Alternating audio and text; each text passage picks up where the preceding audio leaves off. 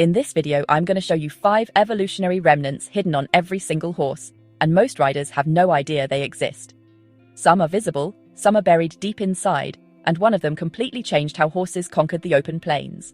The 5th remnant will probably even cause an aha moment for many and change their view of training their horse. And why is this important?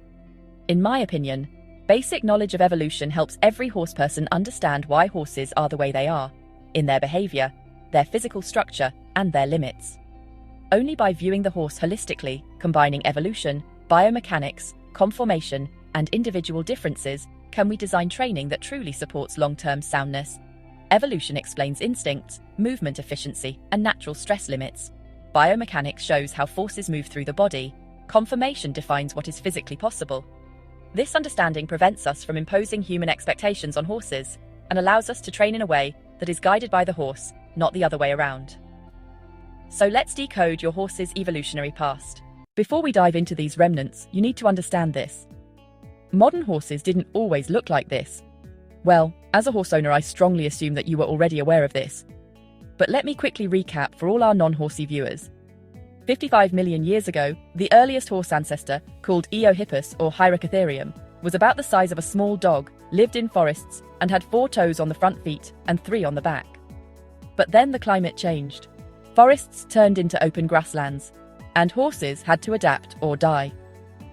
What we see today is the result of millions of years of optimization for one thing: speed. But evolution doesn't erase the past completely. It leaves clues.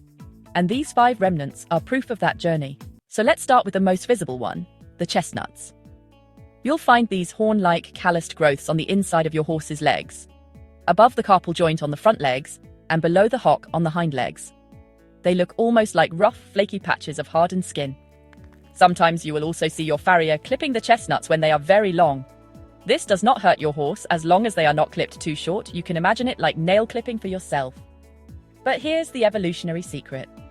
These are the remnants of ancient toe pads, or vestigial scent glands from when horses had multiple toes. As horses evolved and their side toes disappeared, these structures remained as evolutionary leftovers.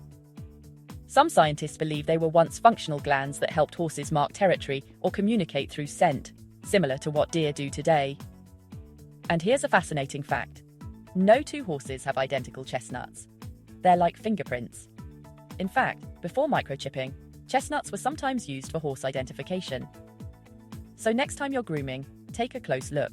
You're literally touching a piece of evolutionary history that's been carried forward for millions of years. Now let's go deeper, literally. Beneath the skin and muscle of your horse's legs, there's something most riders never see: the splint bones. These are thin, rod-like bones that run along either side of the cannon bone. That's the main leg bone between the carpal joint and the fetlock in the front, and the hock and the fetlock in the back. They're about 2/3 the length of the cannon bone and taper to a point. And here's the evolutionary truth. These splint bones are the remnants of the 2nd and 4th toes from your horse's multi-toed ancestors. Millions of years ago, horses like Mesohippus had 3 functional toes. The middle toe, the 3rd digit, was the largest, and the side toes, 2nd and 4th, helped distribute weight on soft forest ground. But when horses moved to hard, open grasslands, they needed speed more than stability. Evolution favored the middle toe, which became the hoof we know today. The side toes? They gradually shrank and fused to the cannon bone, becoming the splint bones. Today, these splint bones serve a minor function. They provide attachment points for ligaments and help absorb some shock. But they're mostly just there.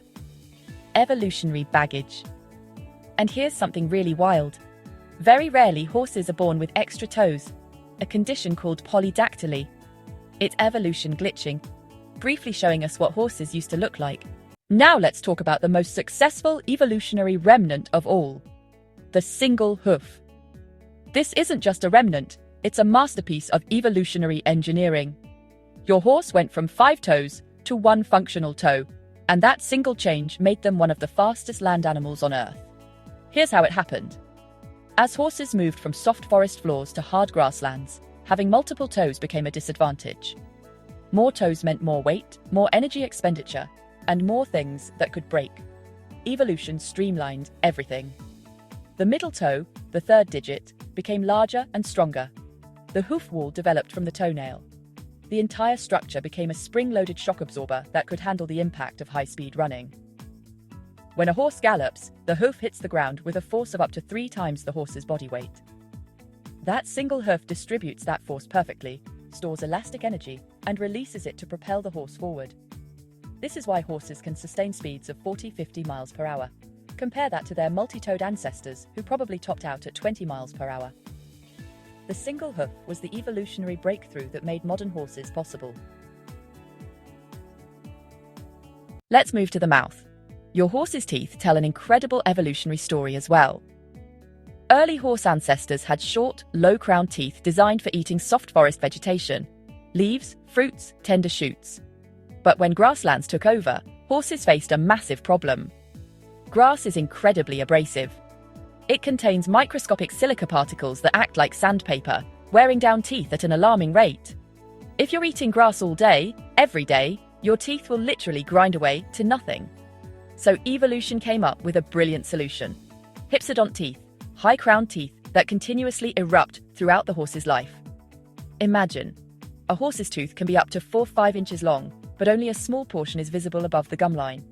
As the grinding surface wears down, more tooth pushes up from below. It's like having a built-in tooth replacement system. And the structure is genius. The enamel, dentin, and cementum wear at different rates, creating natural ridges that act like a built-in grinding surface, perfect for breaking down tough grass fibers. This system works so well that horses can graze for 20–30 years before their teeth finally wear out. But here's the evolutionary remnant. This entire tooth structure is a direct adaptation from the forest to grassland transition that happened millions of years ago. Your horse's teeth are literally shaped by ancient grasslands. Now for the final remnant, and this one is invisible because it's not there at all. And it might also change the way you understand healthy training for your horse. Humans have collarbones, dogs have collarbones, most mammals have collarbones. But horses completely lost their collarbones through evolution. And this absence is actually a massive evolutionary advantage. Without a collarbone, the horse's shoulder blade is only attached to the body by muscles and ligaments. This gives it incredible freedom of movement. When a horse runs, the shoulder blade can slide forward and backward, effectively lengthening the stride by several inches. That extra reach translates directly into speed and efficiency. Think of it like this. A collarbone would act like a rigid strut, locking the shoulder in place. By eliminating it, evolution gave horses a flexible suspension system that absorbs shock and maximizes stride length. This is why horses have such fluid, powerful movement. The missing collarbone isn't a remnant in the traditional sense. It's a strategic deletion by evolution. Sometimes, losing something is the best adaptation of all. And here I would like to come full circle, which may be helpful for training your horses correctly. Because horses have no collarbone, their entire front end is suspended between the shoulder blades by a muscular sling, primarily the serratus ventralis, pectoral muscles, and the thoracic trapezius. Think of it like this.